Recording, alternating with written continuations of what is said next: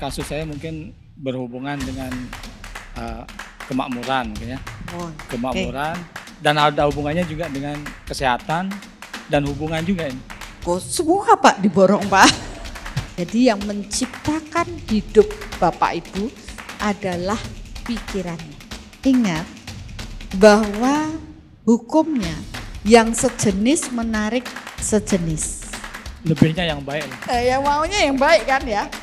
Oh ternyata gara-gara kalian. Jadi perang keluarga. Nah, apa sih yang menjadi penghambat dalam proses orang kok tidak makmur?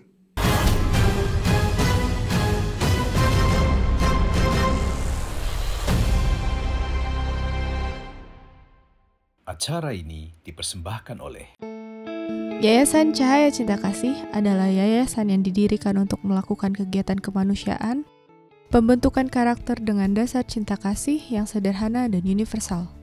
Dengan support dari donatur di seluruh Indonesia, melayani secara lahir dan batin melalui bantuan sembako, obat-obatan, penyuluhan proses olah rasa. Kami merasa sangat senang dengan dibantunya siswa-siswi kami dalam pembentukan karakter. Terima kasih kepada Yayasan Cahaya Cinta Kasih yang telah peduli kepada sesama warga Kota Batu yang terdampak banjir bandang. Terima kasih banyak kepada Bunda Arsaningsih, Yayasan Cahaya Cinta Kasih dan Soul yang telah mensupport siswa-siswi kami dalam meningkatkan prestasi mereka, yaitu melaksanakan perlombaan penelitian tingkat internasional. Ini yang dibutuhkan oleh negara. Dengan adanya seperti ini, bangsa akan lebih kuat lagi. Support kami dengan berdonasi melalui rekening yayasan yang ada di deskripsi. Gimana Bu, ini kasusnya mantep ya. Jadi ada hutang yang harus dibayar dan terbayar dengan proses penderitaan. Ya, jadi kan ini kalau dilihat kan bagian dari karma yang ditanamnya sudah lama sekali. Dan ternyata setiap pertemuan kita pasti ada berkaitan karma ya dari past life hingga saat ini. Cuma waktunya yang berbeda, jeda yang cukup panjang berarti menandakan proses lahirnya pendek-pendek. Tuh, jenjang kelahirannya tidak terlalu panjang, sedangkan yang satu panjang-panjang. Jadi tidak istilahnya random ya, tidak bisa satu kehidupan barengan, satu kehidupan, dua kehidupan kayak tangga gitu, tidak. Ternyata kelahiran manusia itu berbeda-beda, jarak kelahirannya, jarak ngantrinya sebelum lahir itu juga berbeda. Iya, dan yang saya pelajarin juga dari kasus ibu tadi adalah apa yang kita terima kemungkinan adalah karma kita, tapi reaksi kita itu adalah karma kita. Betul. Dan kalau misalnya beliau tadi bereaksi buruk terhadap penderitaan atau masalah yang dialami dengan menyalahkan, dengan tambah marah, apalagi ingin balas dendam, nilainya nggak kayak gini. Iya, pasti akan terjadi penambahan lagi. Dan itu tidak selesai dalam kelahiran saat ini, maka akan bertemu lagi pada kelahiran yang akan datang. Ketika saya baru menikah, Bunda, nah itu di tahun 88, memang baru punya anak satu, aman. Tapi ketika anak kedua, banyak permasalahan yang muncul. Itu pernah mengalami ambang keputusasaan gitu ya. Dulu jatuh cinta enggak Bu? Iya dong. Oh iya dong. Rasa yang Ibu rasakan adalah bagian dari karma yang harus Ibu terima. Kalau misalnya seseorang itu sudah punya hutang, sudah punya tanggungan, sudah punya hal buruk yang dilakukan di kehidupan sebelumnya, itu bisa jadi orang lewat aja dia bisa ngerasa tersakiti ya. Tapi dengan proses kita paham energi, kita mencari rekam jejak energi itu, kita jadi tahu siapa diri kita. Cuman emang seberat itu Bunda. Oke. Ya, begitu berarti kita harus menyelesaikan hutang-hutang kita sebisa mungkin. Dan kita juga masih punya hutang untuk pasien berikutnya. Baik, coba Dok pegang dulu kursinya udah panas. Nggak ya? Oke baik, kita undi lagi siapa kira-kira Bapak Ibu yang berkesempatan untuk dibedah. Musik.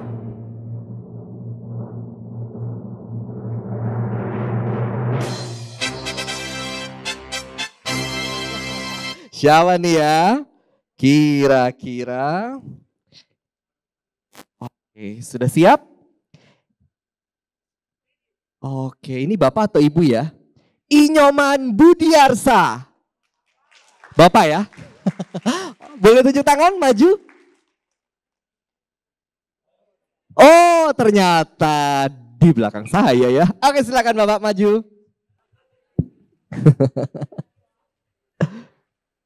Silahkan.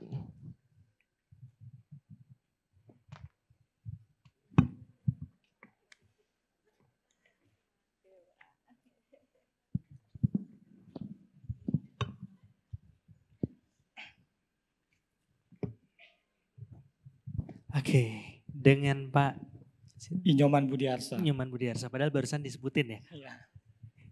Yang baru berapa detik aja udah lupa, apalagi yang di kehidupan lalu lebih parah lagi. Ya, Pak, kita akan mulai proses bedahnya. Cuman sekali lagi, ini gara-gara tim ngingetin terus nih, yakin mau dilakukan proses pembedahan? Yakin. Kalau enggak apa-apa loh. Sudah daftar maksudnya. Udah daftar ya, oke. Walaupun udah daftar saya tetap perlu tanda tangannya Pak ya. Perlu dijelasin lagi? Udah ya.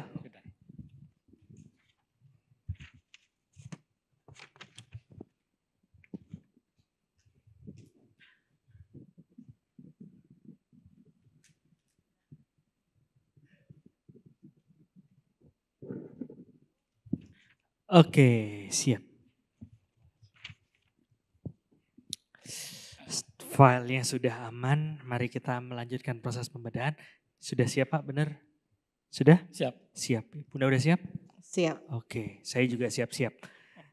Ya, Pak mungkin bisa diceritain kira-kira kasus apa nih yang akan kita bedah. Cuman lebih spesifik kali ya, yang kasusnya di mana gitu. Kalau tadi pertanyaannya kayak, oh saya merasa tidak nyaman, itu kan masih luas banget nih. Biar lebih tajam lagi ceritanya. Oke, silakan. Terima kasih atas waktunya, Bunda. Kasus saya mungkin berhubungan dengan kemakmuran mungkin ya. Kemakmuran dan ada hubungannya juga dengan kesehatan dan hubungan juga ini. Oh, semua Pak diborong Pak. Mungkin berkaitan ya. Ini nyari kasus yang masuk semua ini. Jadi singkat cerita aja ya. Di tahun 2023 kemarin masalah kemakmuran di pekerjaan saya. Saya karyawan swasta bergerak di bidang teknik ya. Saya perusahaan sudah mulai pilot gitu ya. Di perusahaan kontraktor. Jadi gaji sudah mulai sering telat bayar gitu ya. Terus nyari-nyari pekerjaan yang lain, rencananya mau kerja di perusahaan yang lain untuk kehidupan yang lebih bagus. Tapi di akhir tahun, tepatnya Agustus, istri saya sakit. Ya, jadi yang menyebabkan saya harus berhenti bekerja. Dan sekarang istri saya sudah mulai pulih dan mulai mencari pekerjaan lagi. Jadi istri saya sakit ini apa ada hubungannya dengan karma saya atau gimana gitu. Gitu hubungannya. Terus kemakmuran saya gimana. Dan tadi hubungan saya sama istri. Mungkin. Wah bener dah diborong semua. Ini mikirin kasus mana supaya dapat semua juga susah loh Bun. Jadi gimana Bun? Oke atau enggak oke? Ya sudah di sini udah tanda tangan ya oke lah ya. Oke, kita akan bedah satu persatu ya. Katanya kebetulan istrinya juga ada di sini Bun. Oh istri. Tambah deg-degan saya. Mumpung ada langsung pertanyaannya sekalian minta persetujuan boleh enggak? Oke, enggak maksudnya enggak apa-apa? Ah ya sudah. Oke, kita akan bedah ya. Saya kok dapatnya lebih ke proses kemakmuran Pak. Iya. Ya yang kita bedah ya. Ini kan banyak kesehatan, hubungan, kemakmuran. Tadi kita udah bedah berhubungan dengan hubungan. Ya sekarang rasanya kehendak Tuhan lebih besar untuk membedah di kemakmuran. Walaupun kemakmuran mungkin nanti akan berhubungan sama yang lain juga ya? Kemakmuran akan berhubungan dengan yang lain. Boleh saya tanya berapa punya putra atau putri? Putri saya 3. 3. Cewek semua Pak ya? Ada 1 yang ikut sini. Putri Oke ya. Berarti putri pertama, kedua, ketiga.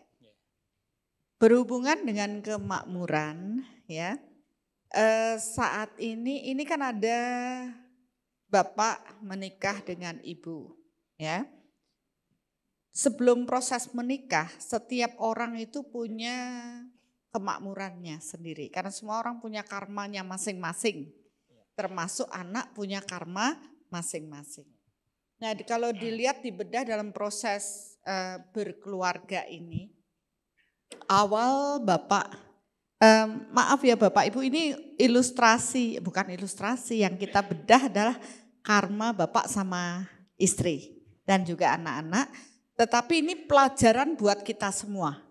Bapak Ibu kan punya anak, punya keluarga. Ini bagian dari pembelajaran sebenarnya. Walaupun ada yang belum punya anak tapi pernah jadi anak Bun, jadi aman Bun. Jadi aman. Jadi setiap orang punya karma masing-masing. Bahkan ada pepatah banyak anak banyak rezeki. Dengan harapan setiap anak membawa rezeki pada waktu kelahiran. Enggak salah sih kalau memang bawaan rezeki anak tersebut besar. Ya. Dalam proses kemakmuran dalam Bapak lahir itu bawa kemakmuran 1, 2, 3, 4, 4 ya. Istri 1, 2. Ini 4 ini dengan skala 0 sampai 10. Iya, kita ambil skala 0 sampai 10. Semakin besar nilainya berarti semakin banyak jatah kemakmuran. Ya, ini kemakmuran ya, bukan kekayaan. Kekayaan bisa aja lahirnya dia kaya karena bawaan dari orang tua. Tetapi dia tidak makmur karena karma di kehidupan dulunya tidak baik. Sehingga pada waktu dapat warisan cepat sekali habis. Karena kemakmurannya dia tidak besar. Kalau kaya tuh ngomong jumlah uang di rekening mungkin atau jumlah aset. Tapi kalau kemakmuran tuh apa yang dibutuhkan itu terpenuhi. Akan terpenuhi. Jadi berbeda ya Pak ya. Tapi dari sinilah kita melihat. Nah ketika ini menikah. Ini terjadi yang namanya karma kelompok. Jadi perkawinan itu proses spiritual. Menyatukan 2 jiwa yang mempunyai karma yang berbeda menjadi satu kelompok. Ya, ini namanya karma kelompok yang diikat dengan proses perkawinan. Nah, tentunya pada saat yang besar akan istilahnya dia kalau yang nilainya kecil kemudian kemakmurannya ketemu sama yang gede, dia akan ikut subsidi mungkin subsidi ya. Iya. Karena kan ini dibagi bersama kan gitu dalam satu kelompok. Nah, pada saat proses ini menjalani kan lahir anak pertama. Lahir anak pertama, ternyata anak pertama membawa kemakmuran 1 poin. Ya, lahir anak kedua kemakmurannya juga kecil, bahkan 0, sekian. Lahir anak ketiga ini juga kecil lagi. Jadi tanpa disadari kesejenisan dengan karma kelompok berhubungan dengan kemakmuran ini kecil-kecil. Sehingga Bapak mengalami permasalahan di proses kemakmuran. Bisa dipahami ya? Bapak Ibu juga bisa dipahami ya, latar belakang kita menikah, terus punya anak, anak itu punya kemakmuran masing-masing. Nah di balik ini, kenapa sih kok bisa menikah, punya anak dengan proses ini? Ingat bahwa hukumnya yang sejenis menarik sejenis. Dalam proses ini kan Bapak yang punya nilai kemakmuran lebih daripada Ibu ya. Dari Ibu ini kesejenisannya akan menarik yang bersesuaian dengan karma kelompok kemakmuran yang bersesuaian. Bahwa dia harus menerima hal buruk untuk kemakmuran.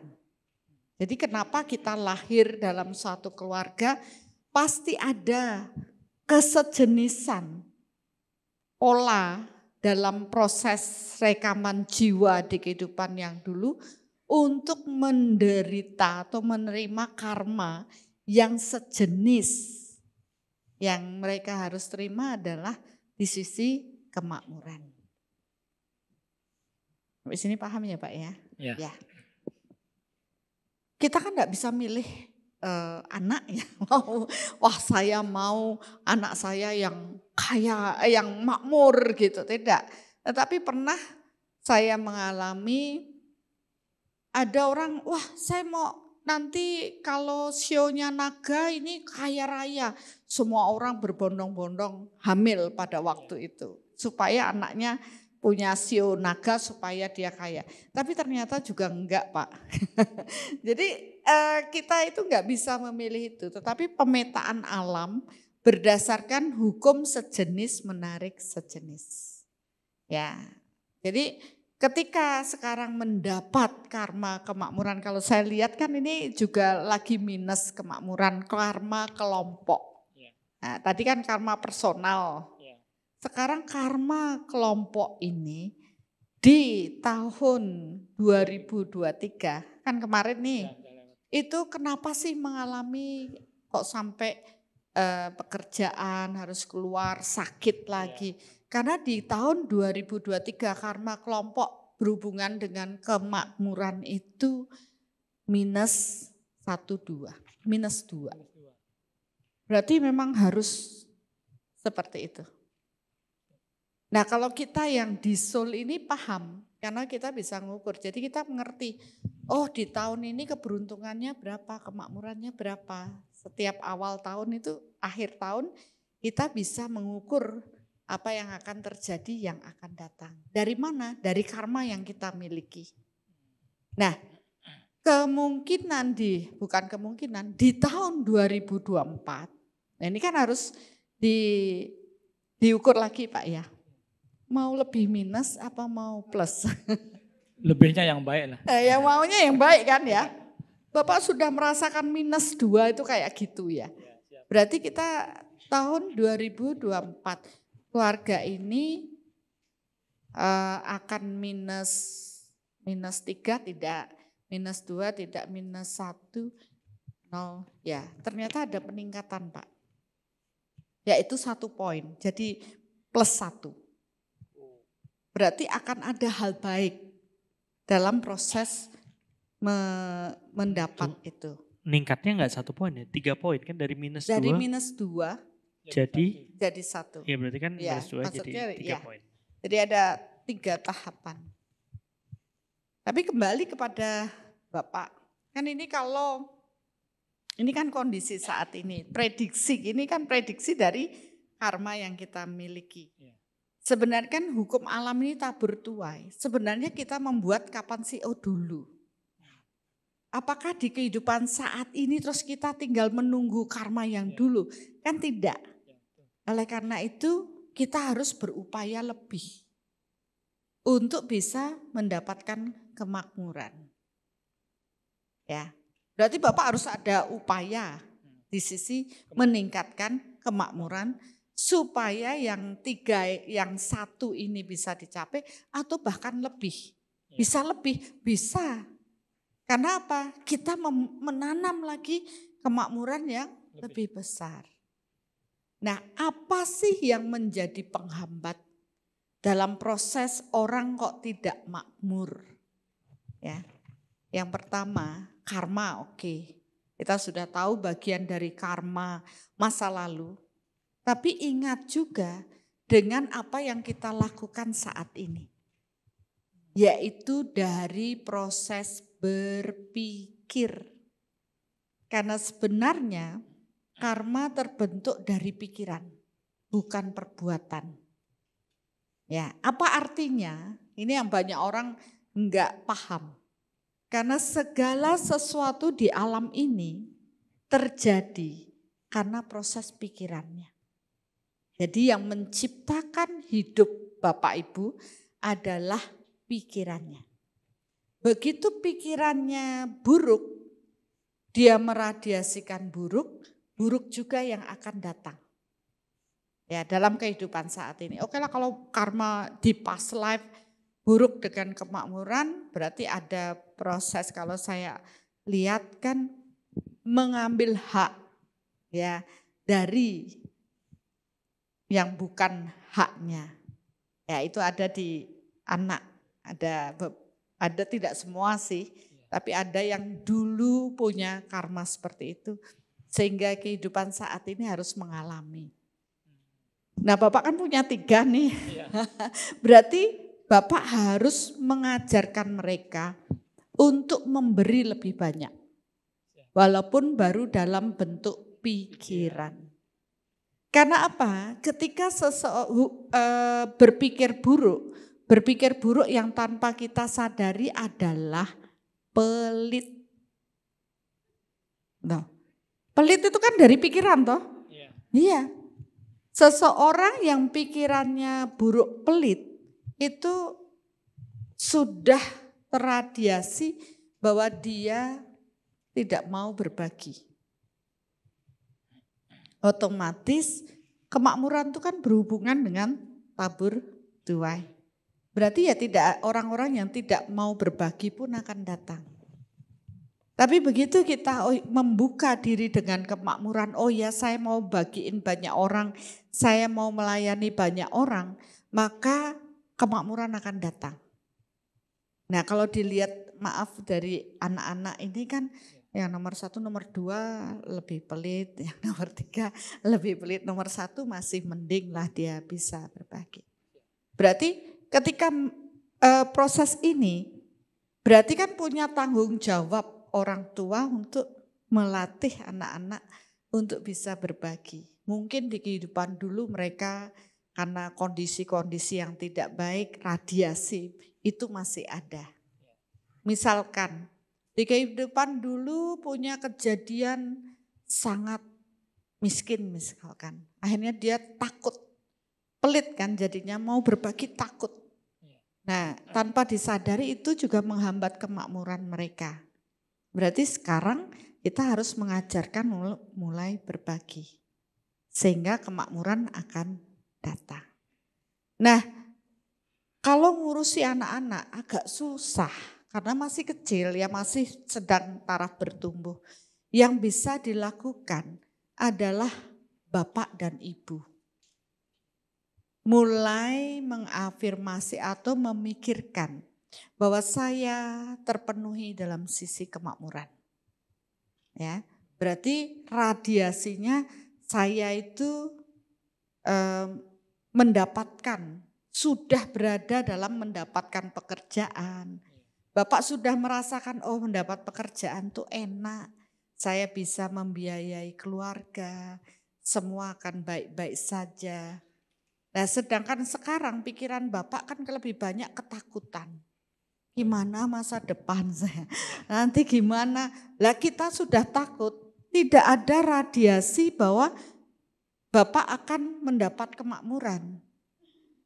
Istilahnya terpenuhinya kebutuhan sandang, papan, pangan dengan baik.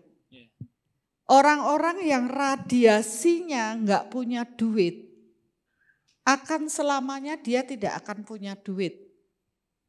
Karena dia akan mendatangkan kejadian-kejadian yang tidak punya duit, membuat kita tidak punya duit itu datang. Ya, istilahnya jatuh ketimpa tangga. Ya, tapi ketika kita merasakan, oh Tuhan saya bersyukur sekali, saya sudah mendapat ini, mendapat itu. Rasa syukur kita akan meradiasi dan hal itu akan datang pada diri kita, menarik datang. Jadi yang perlu Bapak lakukan adalah bersyukur. Ya, dengan kejadian ini buruk, oke saya sudah mengalami buruk Tuhan. Saya bersyukur. Saya masih punya keluarga yang baik, saya masih punya mencukupi hidup saya walaupun tidak maksimal kan gitu. Rasa syukur ini akan menarik kemakmuran datang. Ya. Semakin kita pelit, semakin tidak ada yang datang. Karena hukum kemakmuran berhubungan dengan tabur tuai. Gitu. Dan bayangkan uang datang pada saya. Jangan khawatir, jangan takut. Semakin kita takut akan masa depan, ya hal-hal buruk akan datang.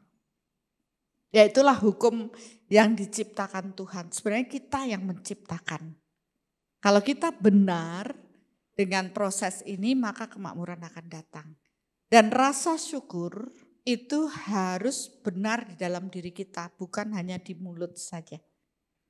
Ya, rasa terpenuhinya, bersyukurnya harus kita wujudkan dulu, kita radiasikan, baru bisa menarik kemakmuran. Terus masalahnya banyak orang bilang orang saya loh belum punya duit Bunda, gimana saya bisa bersyukur? Ya enggak usah pikirin yang urusan sama duitnya, bersyukurlah.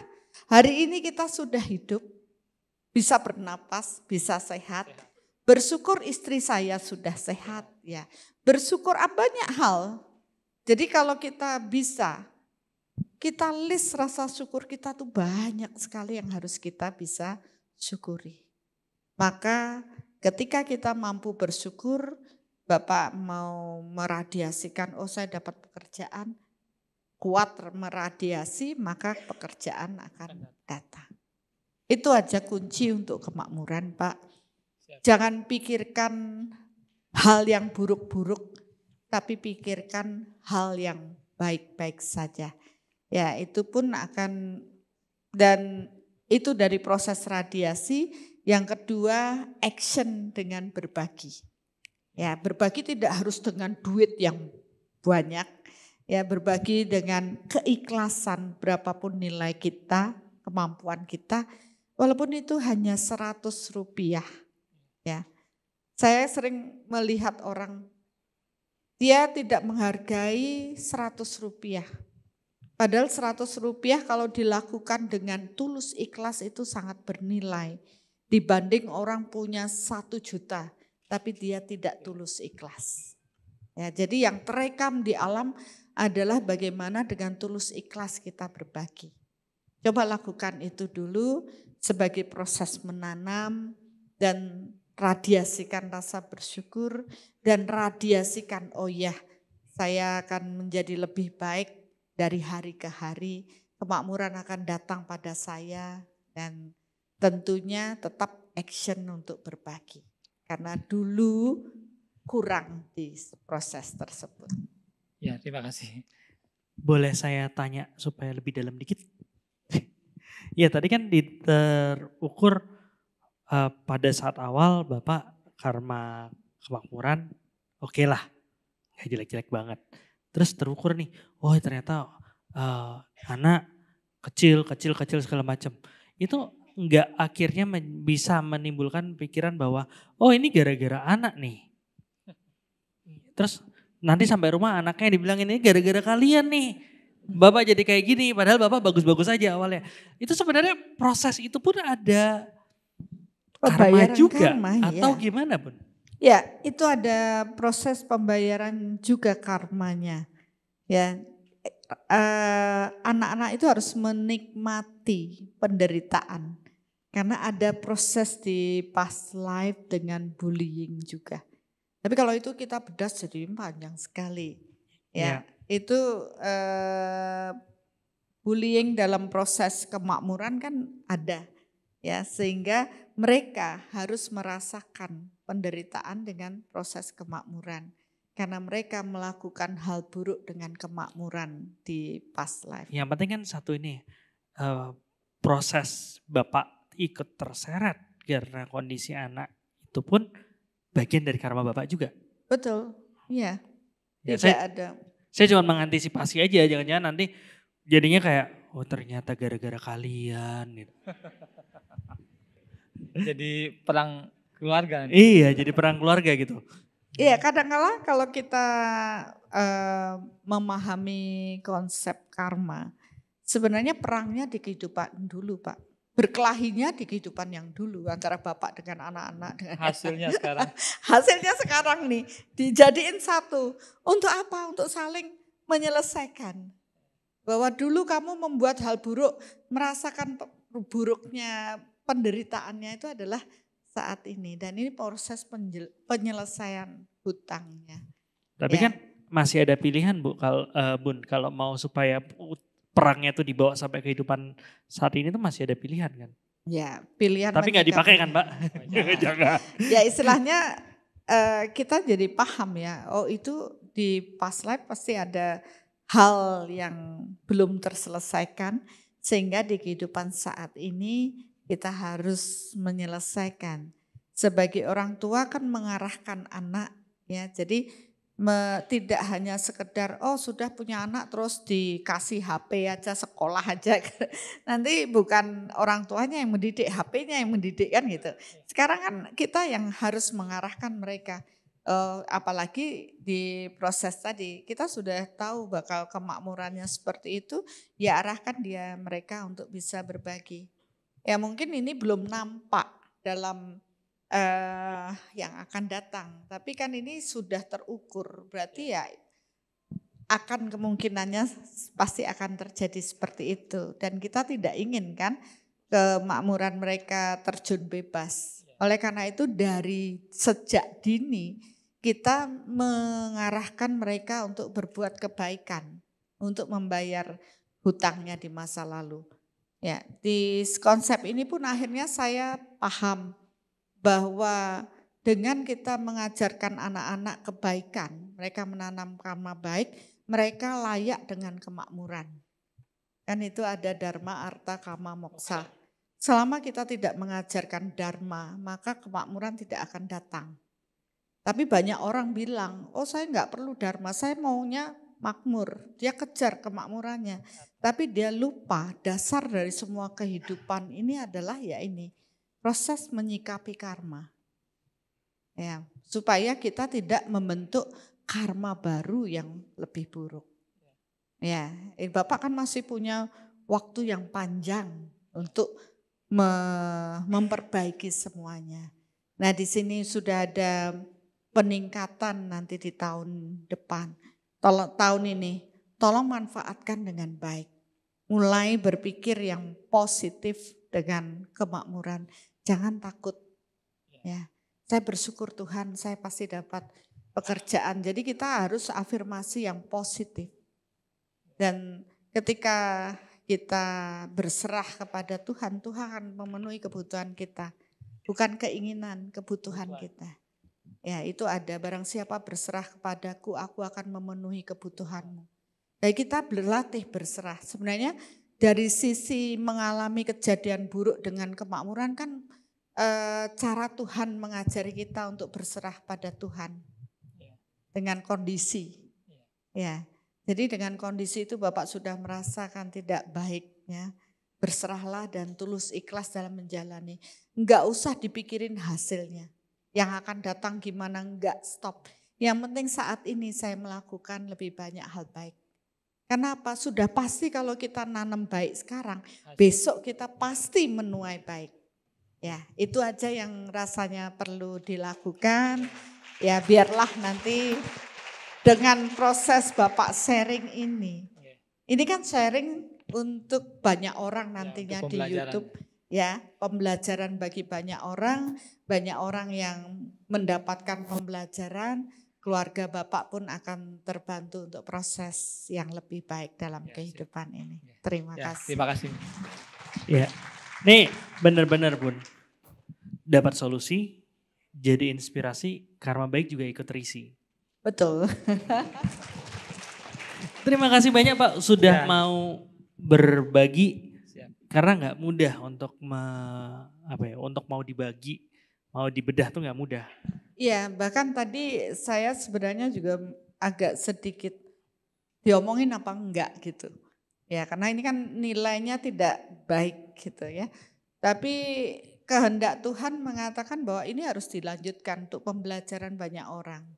Ya, seperti biasa dalam proses ini kan saya bertanya dulu dengan soulmater juga, apakah apa yang akan menjadi pelajaran bagi banyak orang.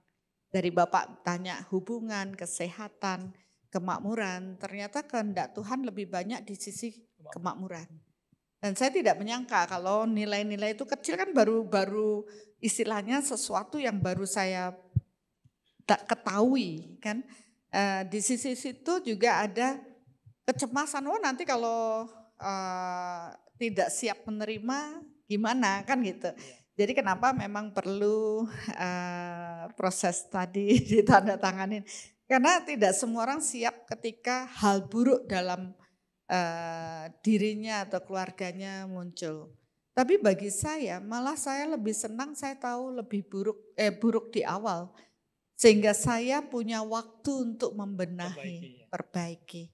Ya, dan mudah-mudahan ya proses ini membuka ya kesadaran Bapak untuk tidak takut lagi dengan kemakmuran, yakin dan percayalah ketika kita berserah kepada Tuhan, Tuhan akan memberikan apa yang menjadi kebutuhan kita.